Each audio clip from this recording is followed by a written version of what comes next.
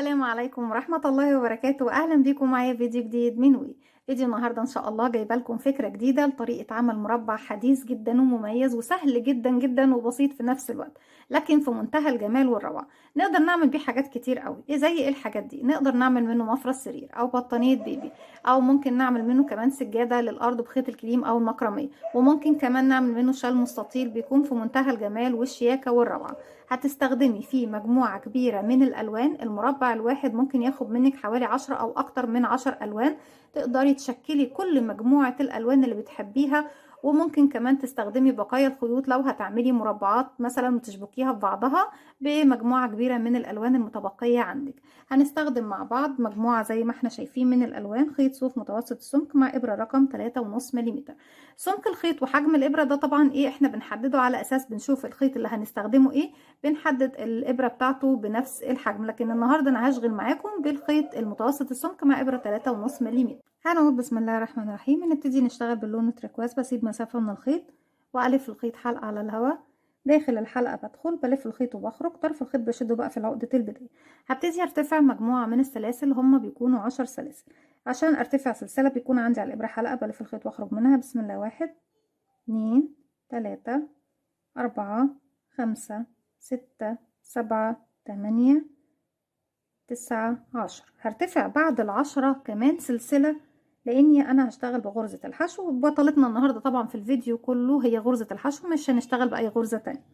سلسلة مجرد ارتفاع فقط لا غير. هسيب بقى الحلقة دي او السلسلة دي وبيكون معايا على الابرة حلقة. بدخل في السلسلة رقم 2 بعد طبعا اللي سبناها. بيكون عندي حرف الفي للسلسلة مكون من حلقة خلفية وحلقة امامية. بدخل في الحلقة الخلفية اسحب الخيط واخرج. عندي على الابرة حلقتين بلف خيط واخرج منهم. تاني بكرر معايا حلقة، بدخل في الحلقة الخلفية للسلسلة اللي بعدها اسحب الخيط واخرج. معايا على الابرة حلقتين هلف خيط واخرج من الحلقتين. كده 1 2 3 4 5 6 7 8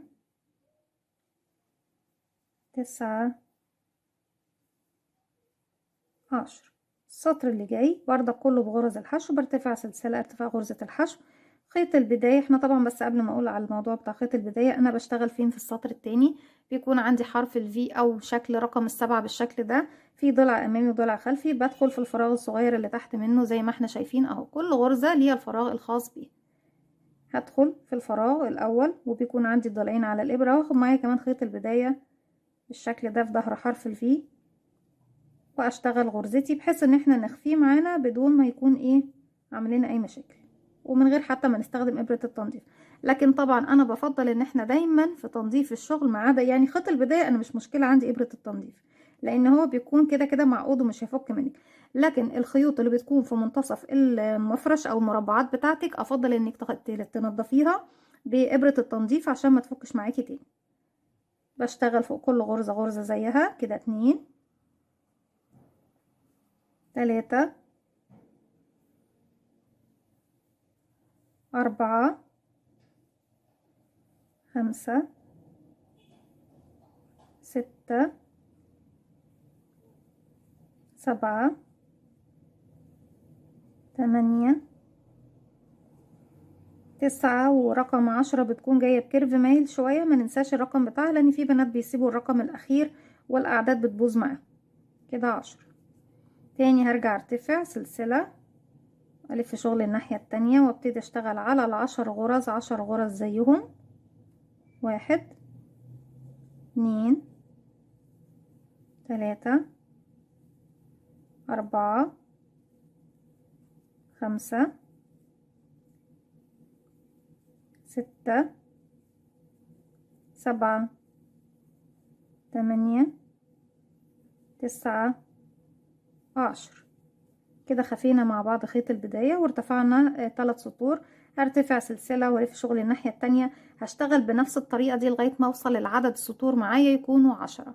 احنا اشتغلنا مع بعض 3، هشتغل بعديكم كمان 7 وبعد كده ارجع لكم نكمل مع بعض. وعاوزة اقول لكم معلومة مهمة جدا. عدد الغرز اللي انت بتشتغليه في عرض الشغل هو لازم يكون نفس العدد اللي بتشتغليه في طول الارتفاع طبعا الخاص بالمربع بتاعنا، علشان لازم تكوني مربع يكون متساوي في كل الجوانب الأربعة بتوعه. رجعت لكم تاني وفي آخر غرزة مع بعض في الدور العاشر هدخل هلف الخيط وهخرج. آخر حلقتين هسيبهم عندي على الإبرة ونجيب اللون الفوشيا.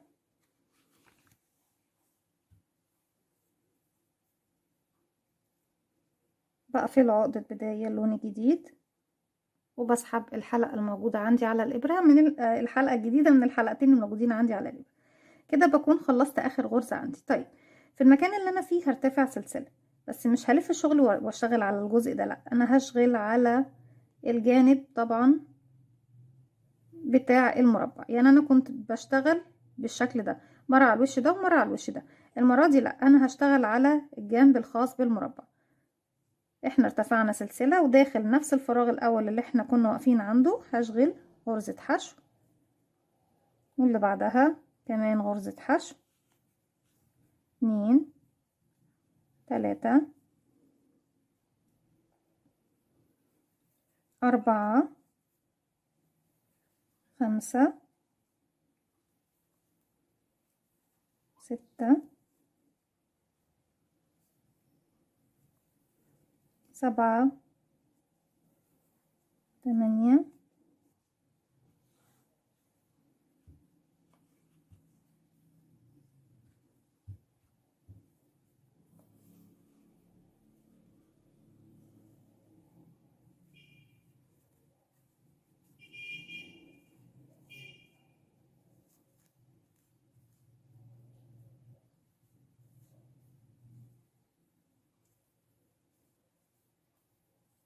1 2 3 4 5 6 7 8 9 ورقم 10 والأخيرة اهي.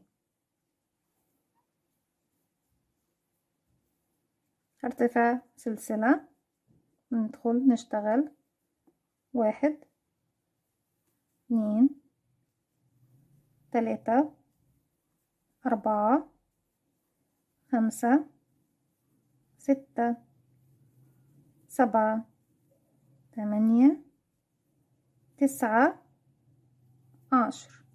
هرجع تاني ارتفع سلسلة والف شغلي الناحية التانية وابتدي تاني اكون 10 سطور. طبعا اشتغلنا منهم 2 زي ما احنا شايفين. هكمل ال10 بنفس الطريقة وارجع لكم نكمل مع بعض. رجعت لكم تاني وفي اخر غرزة من السطر رقم 10 بدخل الف الخيط واخرج. بسيب اللون طبعا اللي انا مش هستخدمه تاني. الالوان دي يا بنات بسيب منها 10 سنتي تسمح لي ان انا طبعا الضم فيها ابرة التنظيف، وبعد كده ببتدي اخفيها داخل الغرز. وفي فيديو خاص بتنظيف الشغل موجود على القناة لو تحبوا تراجعوه، اتمنى ان هو ينول اعجابكم. بجيب اللون الجديد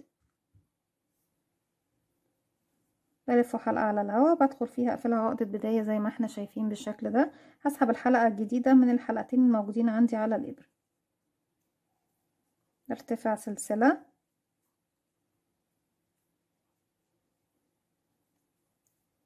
وفي نفس الفراغ اللي انا واقفة فوقيه هشغل. بس المرة دي بقى هنشغل فين؟ هنشغل بالعرض كده بعرض الشغل. هشغل في اول غرزة عندي هنا غرزة، يعني انا كنت هنا بشغل مرة على الوش ده ومرة على الوش ده، لا المرة دي بنشغل زي ما احنا عملنا تحت بالظبط كده. 1 2 3 4 5 6 7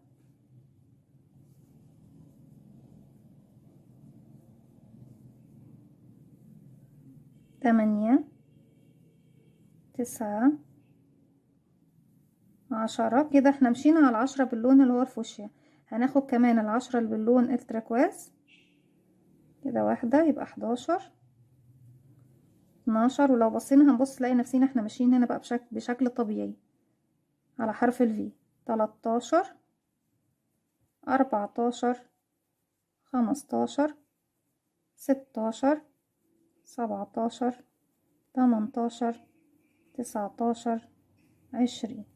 كده انا اسست الشغل بتاعي المربع بتاعي. هنبتدي نشتغل على المجموعة دي كلها، بدل ما كنت تحت بشتغل 10 بس، هنا هنشتغل على 20 زي ما احنا شايفين.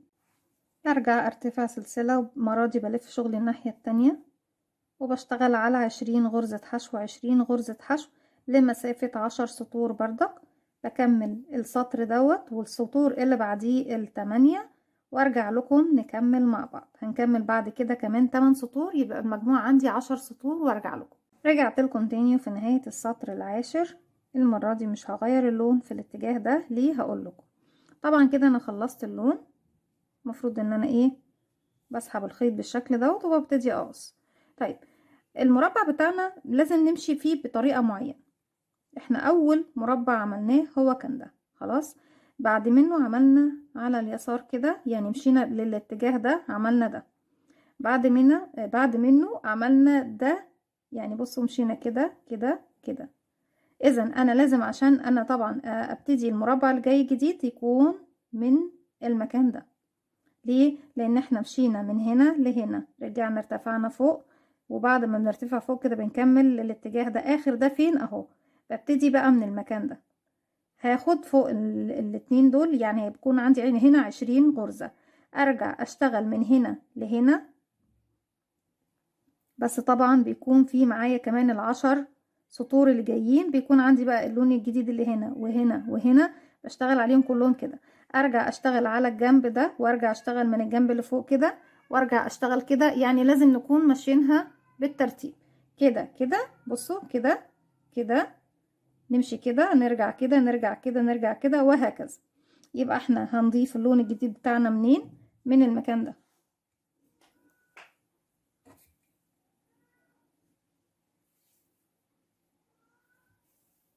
ده فين بدايتك؟ اهو. هسيب مسافة من الخيط. هبتدي بقى ايه، ادخل المكان اللي هشتغل فيه ده، وش الشغل عندي. شوف اول غرزة تمام اهي.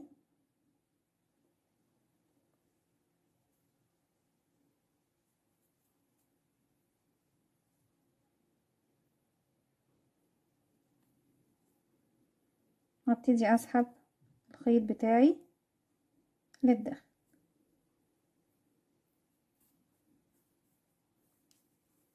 ده المكان اللي هنشتغل عليه اهو. لو عدلنا شغلنا نفس الاتجاه اللي احنا قلنا عليه، كده كده كده، هنمشي بقى على الخط ده. هرتفع سلسلة في المكان اللي احنا فيه، وهدخل فوق اول فراغ تاني ده شبكنا فيه الخيط بتاعنا، واشغل غرزة حشو كده. 1، واللي بعدها 2، واللي بعدها 3. عرفنا ازاي الخطوط بتاعتنا بتمشي، او الخطوات بتاعتنا بنمشيها ازاي. 1 2 3 4 5 6 7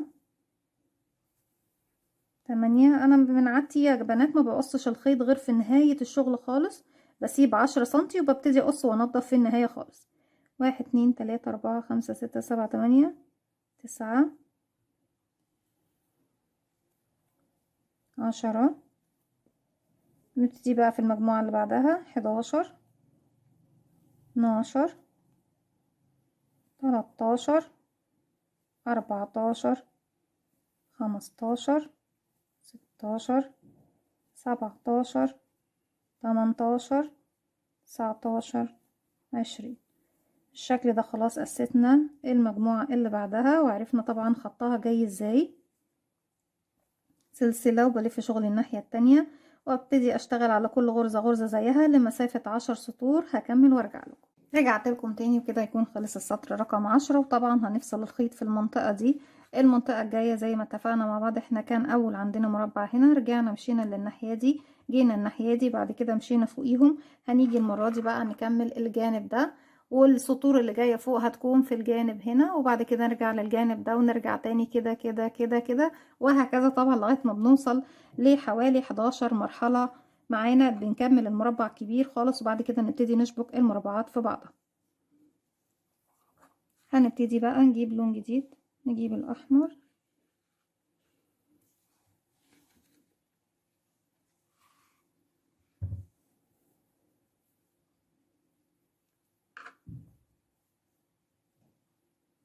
اول غرزة موجودة عندنا بندخل ونشبك اللون الجديد، برتفع سلسلة وفي نفس الفراغ اللي انا شبكت فيه بدخل تاني واشغل اول غرزة. ده 1 2 3 4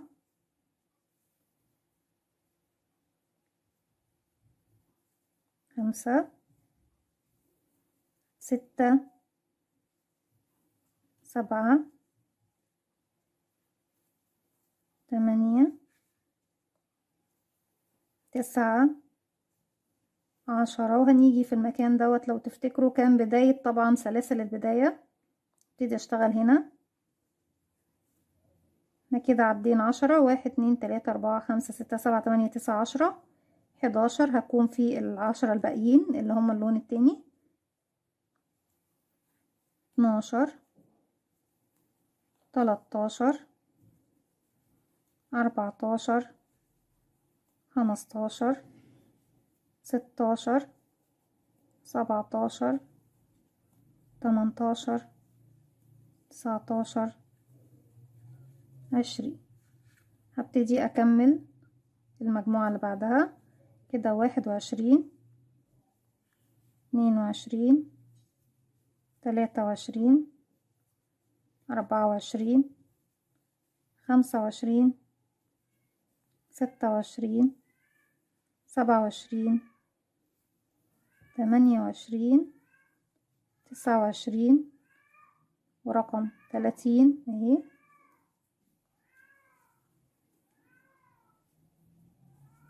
زي ما احنا شايفين بالشكل ده المربع بتاعنا اهو. السطور اللي جاية بنرتفع سلسلة وبنشتغل على ال 30 سلسلة زي ما احنا شايفين. احنا بنعد 10 20 30 بنمشي عليهم كمان 30 لمسافة 10 سطور، وزي ما اتفقنا مع بعض بنمشي بنفس الطريقة. هكمل بقية ال10 سطور وارجع لكم. رجعت لكم تاني بالشكل ده، خلصنا ال10 سطور وابتدينا نكون مربع من اول وجديد متساوي الاضلاع زي ما احنا شايفين. طيب كل كام مرحلة بيتكون معايا المربع؟ كل مرحلتين. يعني احنا عملنا المربع الاول اللي كان صغير باللون التركواز، اشتغلنا اللي هو اللون الفوشيا، طبعا مش هيكون مربع، اداني شكل مستطيل كده. رجعت اشتغلت المرحلة اللي هي التالتة. طبعا بعد المربع ده، انا المربع ده مش هحسبه من العدد يا بنات، هعد بعد منه 1 2 اتكون معايا مربع جديد. خلاص بعد ال3 دول علشان يتكون معايا مربع جديد بشتغل قد ايه؟ مرحلة 2. هبص الاقي كده اتساوت الاضلاع تاني. لما نيجي نشتغل من هنا، احنا طبعا المرحلة اللي جاية هتكون منين؟ من هنا. هنبتدي من هنا ناخد الخط ده لان احنا كنا ماشيين كده. بصوا 1 مشينا كده، رجعنا مشينا كده، رجعنا مشينا كده، مشينا كده، هنمشي كده وبعد كده كده وهكذا، نمشي كده كده كده كده كده وهكذا لغاية طبعا ما نوصل لمربع كبير. المربع بتاعي بيكون 11 مرحلة. المرحلة الأساسية وحواليها بنلف داير داير 10 مراحل حواليها، بتكون عندي المراحل كلها داخل المربع الواحد بيكونوا 11 مرحلة. ولو حابة طبعا تكبري لغاية ما تخلي المفرش بتاعك كله من غير طبعا ما تعمليه مربعات وتشبكيهم في بعض، ممكن تشغلي المربع كله أو البطانية كلها كمربع واحد بدون اي تشبيك زي ما احنا شايفين بالطريقة دي. اعتقد ان الفكرة خلاص وضحت ومش محتاجين ان احنا نشتغل مع بعض مراحل تانية. احنا عرفنا خلاص المراحل اللي جاية هنشتغلها ازاي. اللي جاية هتكون بالاتجاه ده وبعد كده نمشي الاتجاه ده ونرجع كده وكده وهكذا، بنكرر لغاية ما نوصل لحجم المربع اللي احنا عاوزينه. وزي ما اتفقنا مع بعض علشان نوصل لمربع متساوي الاضلاع كل مرحلتين بتكوني مربع. بالشكل دوت احنا وصلنا لنهاية الفيديو بتاعي النهاردة ونهاية فكرتي النهاردة. اتمنى يا رب ان هي تكون سهلة وبسيطة وتنول اعجابكم. فكرة بصراحة نقدر نستغل بيها بقايا الخيوط اللي عندنا كلها في حاجة جميلة جدا. تقدري تعملي منها حاجات كتير جدا، حتى لو حبيتي تعملي منها خدادية للصالون بمربع بحجم الخدادية هيكون حلو جدا وجميل. اتمنى ان الفكرة بتاعتي تكون سهلة وبسيطة وتنول اعجابكم. ما تنسوش لو عجبكم الفيديو تعملوا لي لايك وشير وسبسكرايب، واستنوني في فيديو جديد من وفعلوا زرار الجرس عشان يوصلكم مني كل جديد. السلام عليكم ورحمة الله وبركاته.